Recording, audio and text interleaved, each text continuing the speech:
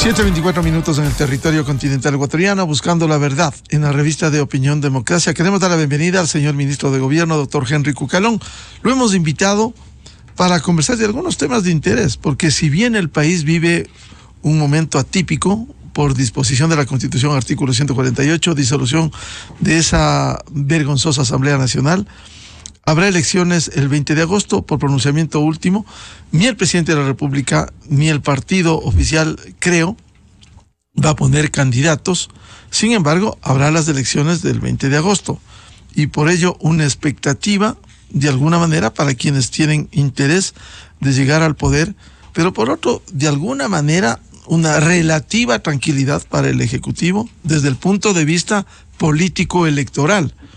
Pero hay problemas que están latentes en el Ecuador, como es estas acciones de organismos absolutamente cuestionados, que siempre se dijo desde su creación en el 2008, Constitución de Montecristi, ese Consejo de Participación Ciudadana que solo sirvió para tomarse los organismos de control y que subsiste hoy casi conspirando contra el país, queriendo hacer cosas que no tiene atribución, como tratar de juzgar la conducta de la fiscal general.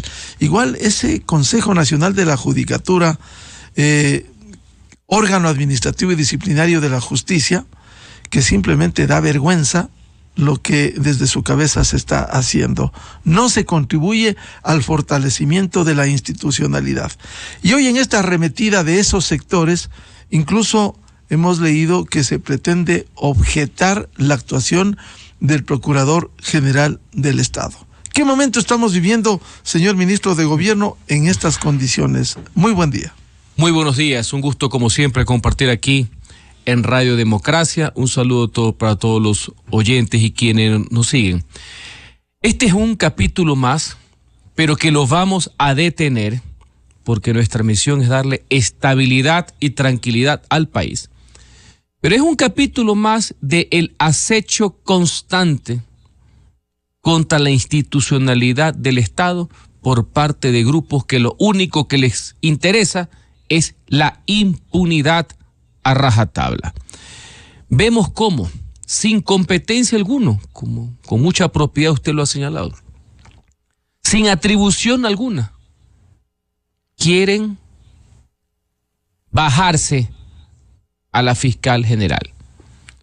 La doctora, que tiene entre sus atributos haber sido quien consiguió la sentencia en el caso Sobornos, por lo cual la sociedad le da el reconocimiento, parece que le es incómoda a estos grupos de desaforados por el poder, de enloquecidos por el poder, y quieren, bajo cualquier vía,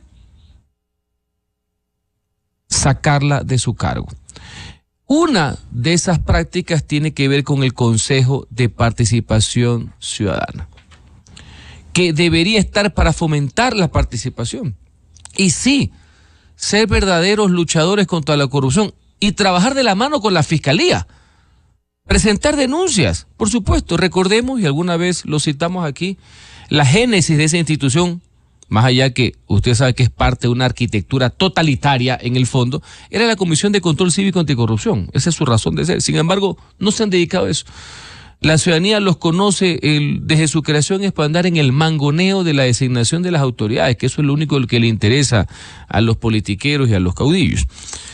En esa línea, quieren ser parte de esta treta para ver cómo se bajan a la fiscal general con cualquier tipo de argucias. Ni las argucias ni la falta de competencias pueden llevar a ese tipo de determinación.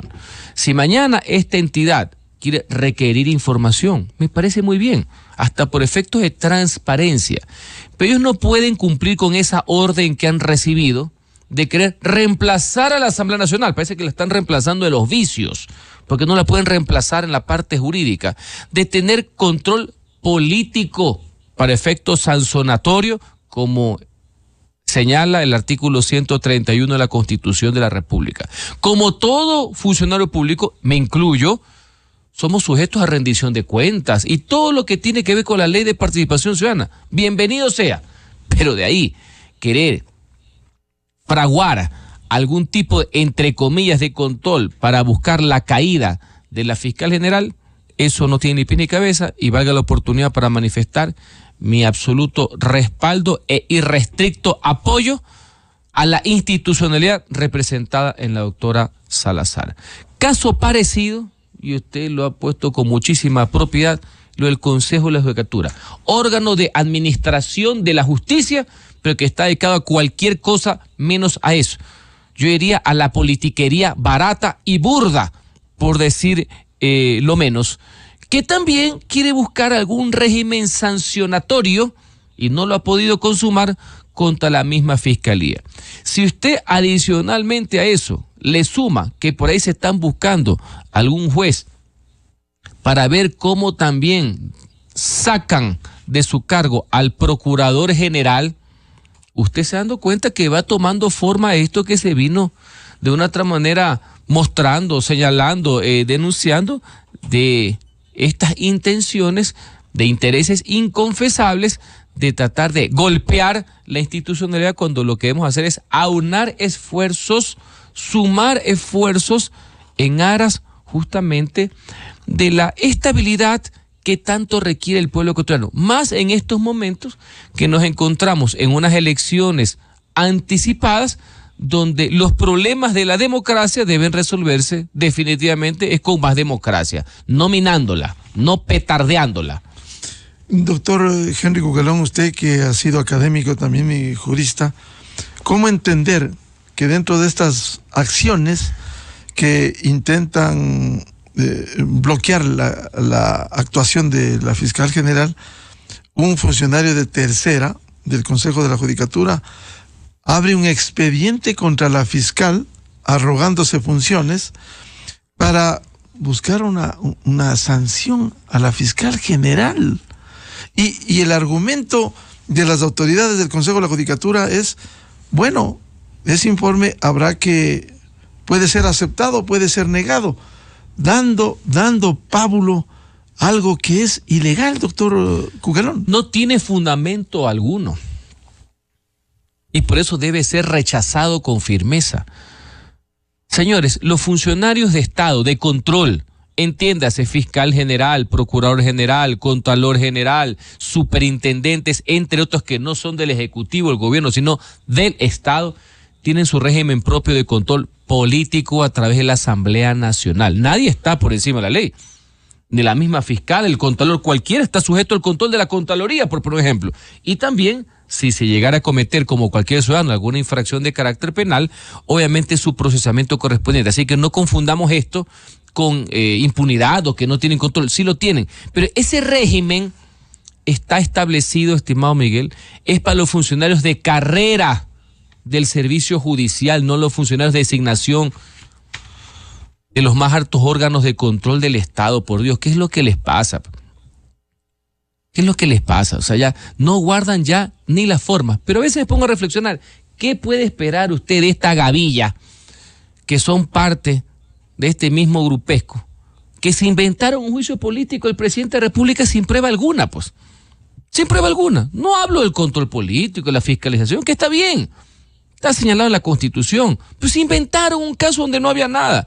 No les importó el país y durante 5 meses lo inundaron en una vorágine de inestabilidad donde la economía fue la primera golpeada. Entonces, esto lo que están haciendo es que siguen obrando en consecuencia con este tipo de tramas. Lo importante es que la ciudadanía esté plenamente consciente e identifique a quienes atentan contra la estabilidad e institucionalidad que nosotros estamos llamados a preservar y a proteger. ¿Cómo el gobierno está mirando este proceso electoral a sabiendas de que el presidente no va a la reelección ni el movimiento oficial, creo? ¿Cómo está mirando para, por un lado, dar plenas garantías y por otro, ojalá el pueblo ecuatoriano ejerza un voto responsable frente al momento que se vive? El gobierno, como no puede ser de otra manera, se suma al anhelo de transparencia, de la búsqueda de la pureza del sufragio, de la libertad electoral, que son conceptos sagrados que todos tenemos que defender. Quien realiza las elecciones es una función autónoma, como es el Consejo Nacional Electoral. Pero a nosotros nos interesa, como gobierno y como Estado, que todo marche bien. Ese fundamentalmente fue la razón por la que la figura de la disolución parlamentaria conllevaba la convocatoria a elecciones anticipadas presidenciales y legislativas. Es decir, darle como corresponde al pueblo la capacidad de decidir su propio futuro y que zanje esta trama, esta crisis política que algunos grupos que no les interesa el bienestar general promovieron. Así que a nosotros nos interesa justamente que esto vaya bien, que marche adelante. Y yo saludo, pese a que puede ser criticable la dispersión, que haya interés por participar. Ya será otro el análisis de cómo las corrientes se pueden fragmentar o no. Pero saludo la participación. Es decir, que grupos políticos, organizaciones políticas quieran manifestar su posición. En el caso del gobierno, por su pregunta en cuanto al oficialismo, la posición del presidente de la República es absolutamente coherente y congruente. Él manifestó desde el momento en que firmó el decreto ejecutivo de la disolución del Parlamento y el día viernes cuando anunció que no optaba por una postulación, de que su interés es dedicar hasta el último segundo de su mandato a un tema de gestión. A un tema de gestión que debe ser acelerado en estos casi 6 meses que tiene de mandato recortado el gobierno para dedicarse y enfocarse en los grandes temas del país sin necesidad de miramientos de carácter electoral. Y considero que eso es positivo y yo estoy en esa línea de apoyo a su gestión. Independencia total en cuanto al proceso y un llamado a la unidad, a ese gran debate que es el que nos debe unir y no lo que nos tiene que separar, entre los verdaderos demócratas y los autócratas. Ese es el debate, don Miguel, en el mundo, que inclusive supera a la clásica división del tema ideológico, porque de esos autoritarismos, de esos autócratas es lo que deviene la restricción de las libertades, el totalitarismo y casi siempre, por no decir siempre, la corrupción que nosotros condenamos. Así que ese va a ser el nivel de participación del Ejecutivo. La decisión del movimiento, creo, oficialista en la misma línea, yo diría hasta disruptiva, de decir, ¿saben qué? Vamos a prepararnos para el siguiente proceso electoral, que el pueblo ecuatoriano sea el que juzgue la actual situación. Hay una clara evidencia a nivel de la opinión pública del profundo rechazo hacia los partidos que están presentando o van a presentar a los mismos señores que fueron parte de la peor asamblea de la historia, que fuera disuelta por la grave crisis política que ellos mismos provocaron. Así que creo que hay también un llamado de atención, hay un mensaje de por medio al respecto. Hola, señor ministro Cucalón, una cosa es la independencia que usted ha proclamado y otra las garantías plenas que debe haber en el proceso electoral. Por supuesto. ¿Cómo el gobierno se va a interesar en eso también? Para que aquí, y hablo presunciones nomás, que se intente un fraude o como aquí se ha acostumbrado meterle mano al proceso electoral. Garantías plenas. Garantías plenas que están consignadas en la Constitución y en la ley. Porque por algo el organismo electoral es independiente, no dependiente del Ejecutivo, y es correcto que así sea. Eso se celebra hasta cierto punto. Recordemos que hace algunas décadas los organismos electorales eran dependencia de los ministerios. Hace décadas, antes de la irrupción de don José María Velasco Ibarra, que siempre luchó por la libertad electoral. Lo que a nosotros nos interesa como gobierno, obviamente, es un asunto de transparencia total. Las garantías del debido proceso, el debido financiamiento, que está garantizado, así ha sido informada la presidenta del Consejo Nacional Electoral, todo lo que corresponde a la garantía de la utilización de la fuerza pública, justamente para poder desarrollar mejor los comicios, y el respeto a la no interferencia hacia el tema del proceso. Es obvio, don Miguel, y que guarda relación con lo que cité, nosotros somos demócratas, con errores incluidos, y en eso nosotros siempre tenemos que ponderar los valores democráticos y siempre respaldarlos. Y una de las vías del ejercicio de la democracia, no la única, es el sufragio, es el voto. Doctor Cucalón, usted decía en este en esta gestión de estos 6 meses, el gobierno va a hacer todo lo que pueda, incluso reducir tiempos para ejecutar obras y acciones. Sin embargo, vemos que hay instancias independientes como la Corte Constitucional que de alguna manera está dilatando un decretos, al menos 2 hasta el momento, decretos urgentes en materia económica. El primero fue presentado el 17 de mayo. Llevamos 7 de junio, 20 días, y recién ayer hubo audiencias. Casi vamos a llegar o a sobrepasar los 30 días que da la Constitución cuando hay Asamblea Nacional para un proyecto urgente en materia económica. ¿Cómo lograr que también todas las instituciones, en este caso la Corte Constitucional, acompañen en esta gestión de 6 meses? Yo aspiro que la Corte Constitucional se convierta en una aliada de la reactivación económica, ejerciendo su rol. Obvio que es de un contrapeso jurídico. Que los decretos leyes que ha presentado el presidente de la República guarden armonía y ninguna contradicción con el texto constitucional, eso es correcto. Pero no que sea una cortapisas o que le dé la espalda al desarrollo del Ecuador, dilatando esto o entorpeciendo de una u otra manera. Usted lo ha citado, ya van 20 días desde que esto se presentó. Señores, en un país en crisis, todo lo económico es urgente. Aliviar el bolsillo de los ecuatorianos es urgente. Ayudar a que se reduzcan los impuestos de la clase media es urgente. Así que sin perjuicio que los doctrinarios y los politólogos y los juristas dirán que la calificación de urgencia es propia de un acto político discrecional del gobernante, así como cuando se presenta en el legislativo, porque se presenta por la vía normal o por la vía de urgencia. Esa es una valoración que hace el primer mandatario, el que hace el jefe de Estado. Y sin perjuicio que sé que les preocupa y les interesa eso, y por eso ayer fue la audiencia, justamente el decreto ley de la reforma tributaria, su labor es ir a lo de fondo. Que el texto del decreto ley no tenga ninguna contraposición con el texto constitucional, nada más. El resto es un asunto de gobernanza. El día de mañana, si no me es ingrato, se celebra la segunda audiencia. Yo, por efectos de publicidad y transparencia, saludo el ejercicio. Lo saludo como no puede ser de otra manera. Pero cuidado, nos perdemos en la forma.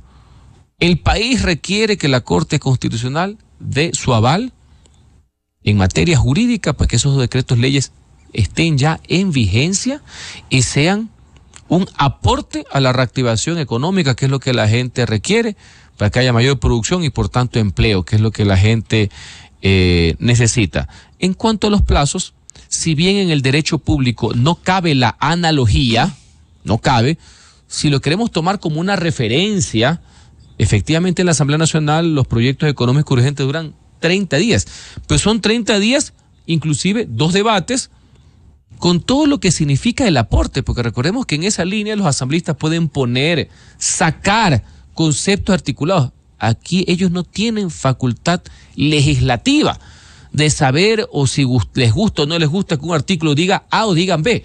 Ellos solo tienen que ver que no haya contradicción con la Constitución. Punto. La lógica me llevaría a pensar que ellos deberían tomarse mucho menos tiempo que un legislativo, que tiene hasta 30 días. Porque no hay 2 debates, no tienen que hablar 137 personas, no hay informes en la comisión donde ponen o sacan artículos, donde dice 12, póngale 8 o 14. No, señores, simplemente de que no violen la Constitución, porque ellos son los guardianes de la misma y me parece correcto. Sin embargo, vamos en el día 20. Comprendo cual más que quieran verificar de que esto sea un correcto precedente, porque también se están haciendo muchas cosas al andar. Recordemos que tanto la Constitución como la Ley Orgánica de Garantías Jurisdiccionales dan referencias generales a este periodo de transición, por así decir, vía decretos leyes. Pero yo no creo que el país pueda esperar muchísimo tiempo en este tipo de situaciones. Yo soy respetuoso, cual más en la institucionalidad.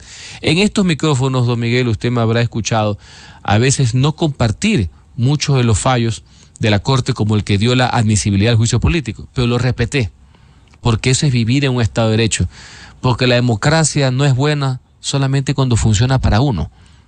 solamente cuando a uno le favorece. No, así no es el tema. Así como le ha defendido también institucionalmente hablando la Corte por algunos fallos que creo que han sido de trascendencia nacional. Creo, inclusive con equivocaciones incluidas, como la del juicio político, que citaron hechos que no existían y cometieron errores crasos de hecho, no de derecho. Creo que ahí hay personas honestas, preparadas, no dependientes del poder político, más allá que yo esté o no esté de acuerdo con alguno de sus argumentos, la forma de ponderar o las visiones, o como algunos critican en ciertos casos el activismo judicial, pero en todo caso merece mi respeto. Doctor Cucalón, en medio de esta etapa de transición, dos proyectos urgentes, el de la economía popular en reforma tributaria, ley de zonas francas, que será tratado el día de mañana en la Corte Constitucional, pero también conocemos que se preparan otros. Uno de ellos tiene que ver para prevenir el fenómeno del niño, cuando vemos acciones como las de ocurrida en Esmeraldas. ¿Cómo el gobierno está viendo esta acción, este fenómeno de la naturaleza como ha ocurrido en Esmeraldas? Primero, como usted muy bien ha citado, el gobierno del Ecuador está analizando una serie de proyectos de decretos leyes en materia económica, porque a eso está circunscrito, para ser presentados a la Corte. Estamos esperando cómo despacha, cuándo despacha, cuál va a ser los precedentes con los dos que se encuentran ahora, ¿no? Para saber cuál es la hoja de ruta durante los meses que hace falta para la culminación de este periodo. Para nosotros es muy importante, pero los tenemos. Uno de esos, usted también lo acota, tiene que ver con un proyecto económico urgente en la línea de todo lo que está sucediendo por lo que va a ser el fenómeno del niño en general, lo que está sucediendo por el inclemente azote del clima, ¿me explico? Y también lo que sería el fenómeno del niño, pero no tiene nada que ver con tema impositivo para los ciudadanos, por si acaso. Una de las cosas que debemos ahorita ponderar es que todo esto se está afrontando sin necesidad de meterle la mano al bolsillo de los ecuatorianos. Eso es importante que se sepa. Segundo, en cuanto al tema de la querida provincia de Esmeraldas, fuertemente golpeada, el día lunes, el presidente de la República y parte de su gabinete, los ministros del área social, educativa, de obras públicas, Secretaría de Riesgos, Ministerios de Inclusión Social, Defensa, como no puede ser de otra manera, acudieron a la provincia de Esmeraldas a constatar, insisto, la situación y a tener sesiones de trabajo con todas las autoridades encabezadas por la prefecta de la provincia de Esmeraldas, los alcaldes de Esmeraldas, de Atacames, la alcaldesa de Muisne, entre otros, para ver el seguimiento de todo lo que es la ayuda y la acción, volcar la acción del Estado para todos los damnificados que hay en la provincia de Esmeraldas y coordinar el apoyo. Al mismo tiempo que aprovecho para agradecer, como siempre, el apoyo solidario de los ciudadanos al nivel de todo el Ecuador, que se han hecho presentes, como siempre, con la ayuda respectiva. Parte de ese proceso continuó ayer con la instalación permanente del COE Nacional para darle seguimiento a todo lo que está sufriendo nuestros queridos compatriotas en la provincia de Esmeraldas, y Dios mediante, el día sábado, el presidente de la República regresa a la provincia de Esmeraldas para seguir trabajando en todo este proceso que está viviendo, ¿no? Señor ministro Cucalón, sin embargo, de los hechos, quienes hemos seguido la trayectoria de esta provincia bella como es Esmeraldas, al presidente le pedía que el alcalde de Esmeraldas que ayude con maquinaria, y la pregunta es, ¿qué han hecho al menos durante 4 décadas? Allí, por ejemplo, el tema del agua potable, hay el recurso hídrico en San Mateo. En el año 2018 y 2019 pusieron la tubería hasta Muisne, pero no todos los sectores tienen agua. Aquí hay un problema evidente de falta de gestión. ¿Qué está pasando con estos gobiernos autónomos descentralizados que a pretexto de autonomía no se puede hacer el seguimiento? No tienen ni maquinaria. Bueno, o sea, ¿cuál es la realidad? Ese es un tema muy interesante, sin perjuicio que al final de cuentas lo que le interesa al ciudadano es que todos los niveles de gobierno articulen para que trabajen en conjunto en función del interés general. Comprendo más que nadie, después de tantos años de servicio público, el concepto de las competencias y atribuciones que tienen cada uno. En estos momentos de apremio, donde el dolor toca la puerta de los hermanos ecuatorianos, en este caso la provincia de Esmeraldas, lo que quiere es que el Estado como tal funcione. Por eso es que trabajamos en conjunto. Ya en la precisión, usted ha señalado agua potable, también tiene competencia sobre riesgos, que es netamente municipal en esa línea. Hay una macro coordinación estatal, pero es municipal, y usted ve cómo hay algunos flancos en ese sentido. Pero bueno, estamos trabajando, estamos coordinando, tenemos que enfocarnos en una sola gestión en ese sentido. Por eso vamos a hacerle seguimiento el día sábado en reunión con las mismas autoridades y también incorporando autoridades educativas, no solamente el ministerio, sino las que están en la provincia. Y aprovecho también para comentar algo que también es importante dentro de todo lo que está pasando, ¿no?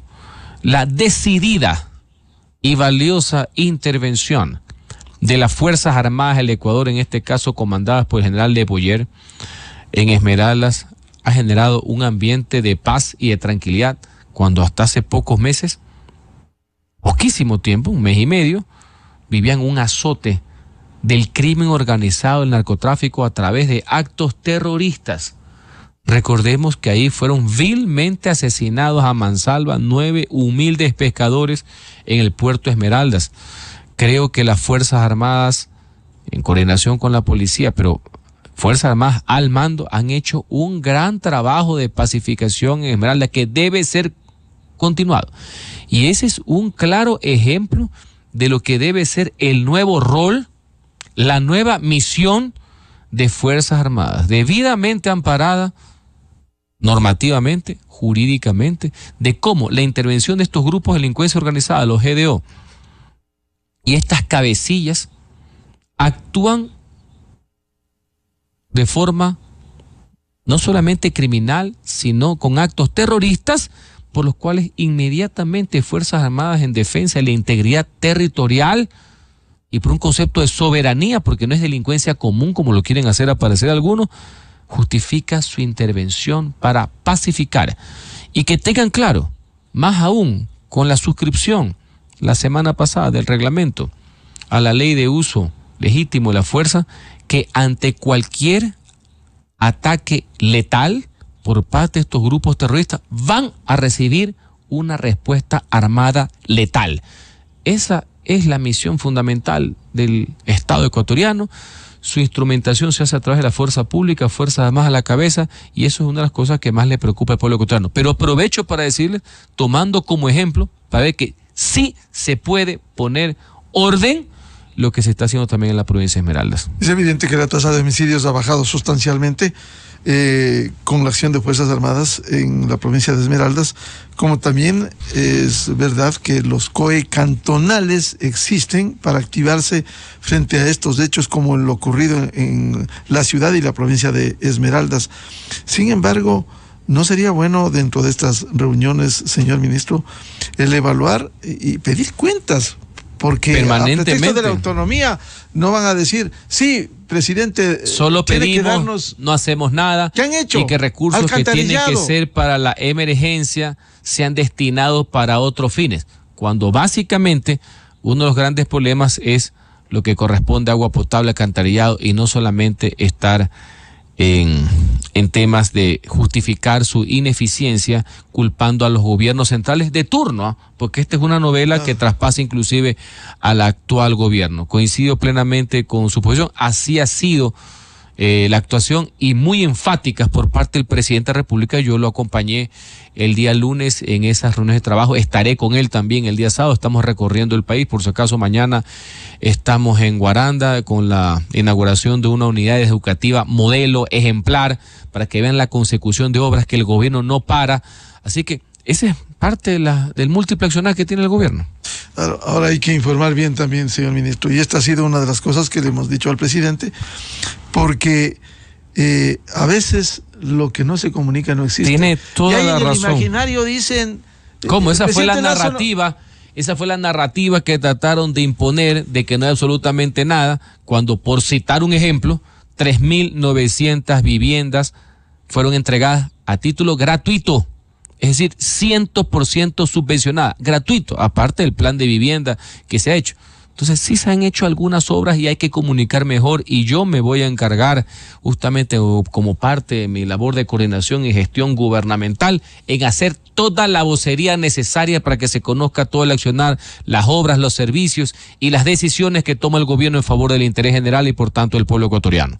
¿Qué piensa el ministro de Gobierno la consulta popular del Yasuní? Esto fue aprobado, también hay que decirlo al país, por acción de la Corte Constitucional, implementado por el Consejo Nacional Electoral, en donde más allá de un criterio respetable, por cierto, de defensa del medio ambiente, la biodiversidad, aquí va a haber una afectación, siendo realistas, una afectación a los ingresos de la caja fiscal, alrededor de 1.300 millones de dólares. Y normalmente en el sector público se dice, sí, va a haber una reducción, ¿cuál es la compensación? ¿Cuál es el financiamiento?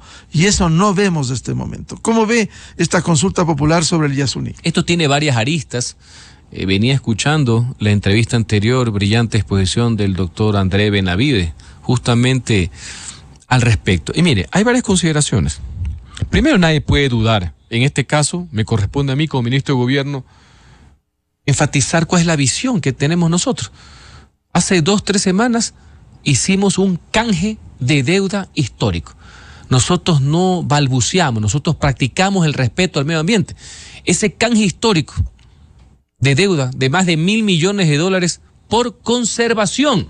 Es decir, somos fieles creyentes en el respeto absoluto y restricto al medio ambiente. Prueba de aquello es que por un monto inédito se hizo un canje de deuda, mientras otros hace algunos años quisieron recolectar recursos para no explotar el Yasuní, no recogieron nada y lo terminaron explotando. Entonces yo le pongo un ejemplo concreto, porque esto no es de filosofía, sino también de ponerlo sobre la mesa, como nosotros sí hemos no solamente creído, sino practicado, y la rebaja más sustancial que ha habido en montos de la deuda externa, con un monto inédito a nivel mundial, lo hicimos nosotros por efectos de conservación. Entonces nuestras credenciales están ahí, son públicas. Ya. Segundo, yo creo en el respeto al medio ambiente. Creo que con las actuales técnicas se lo puede hacer de forma muy responsable, y el medio ambiente y el desarrollo pueden ir de la mano. No tienen que ir a cuerda separada. Comprendo que algunos fundamentalistas y dogmáticos no lo quisieran comprender.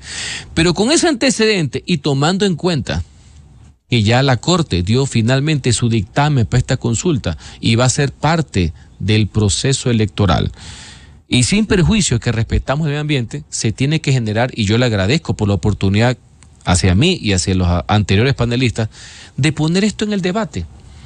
Ustedes están proponiendo que no se explote el campo ITT, perfecto. ¿Cuáles son las medidas compensatorias o de dónde el Estado ecuatoriano va a tener los ingresos que se calcula que son el orden de 1.200 millones de dólares anuales que sirven para educación, para salud, para defensa, entre otras cosas? ¿De dónde se van a sacar los recursos para que esos sectores que van en la línea de defender y ayudar a los que menos tienen, a los que más necesitan, no sean más vulnerados de los que ya están? Ese sería parte de un debate responsable, que hay que tenerlo, sin cálculo alguno, porque no puede ser también que caigamos en el mismo simplismo de las personas que hablan en contra del tema de la explotación, que hablan en contra de todo lo que es el tema de los fósiles, etcétera. Sin embargo, creen en los subsidios. Hay una flagrante contradicción, que la tienen es aquí, porque ni siquiera la izquierda mundial tiene ese debate. Fíjese usted lo que piensa el presidente Petro en Colombia con respecto a los subsidios. Claro, eliminó. Pero por Dios, para que vean que no es que es la izquierda, a la cual tengo mis veces, pero la respeto, no es un asunto ideológico, un asunto de sentido común, de saber dónde tienen que estar enfocados los recursos, principalmente siempre para los más pobres, para el desarrollo, para la igualdad de oportunidades, entre otras cosas. Bueno, señores, saquémonos ciertos dogmas de la cabeza y pongamos las cosas sobre el tapete y debatamos.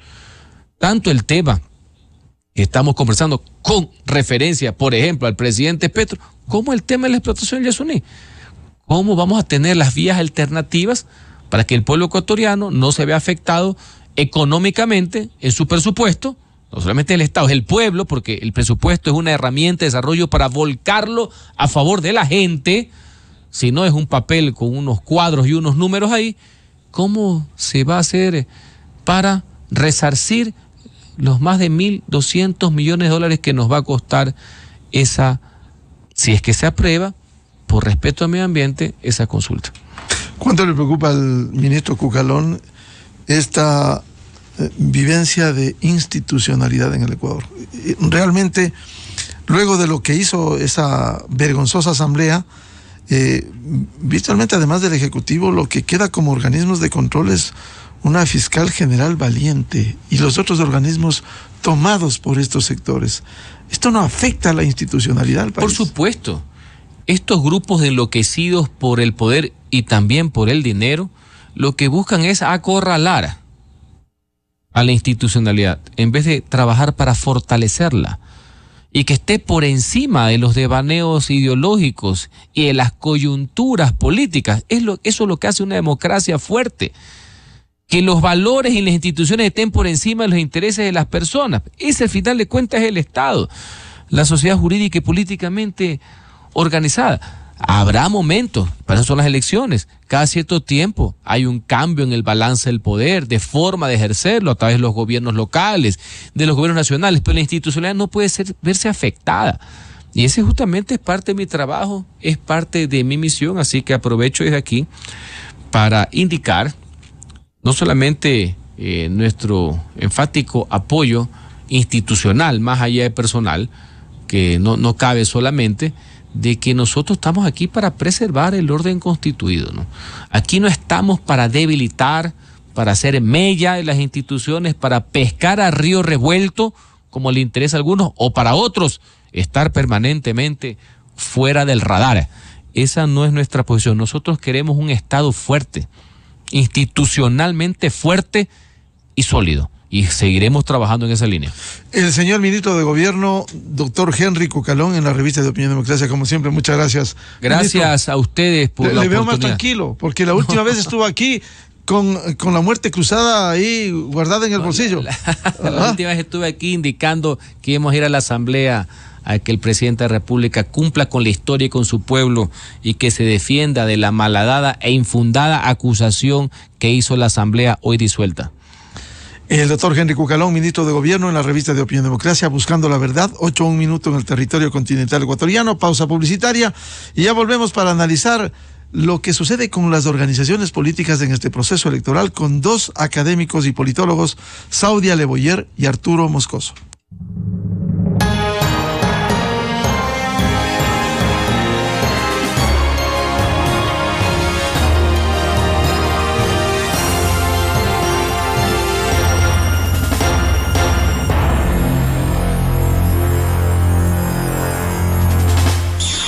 Miguel Rivadeneira en la revista de Opinión Democracia. Inicio de espacio promocional y publicitario. ¿Buscas atención médica de calidad? En CIME, Sistemas Médicos, cuentas con más de 50 especialidades y 6 clínicas para atender todas tus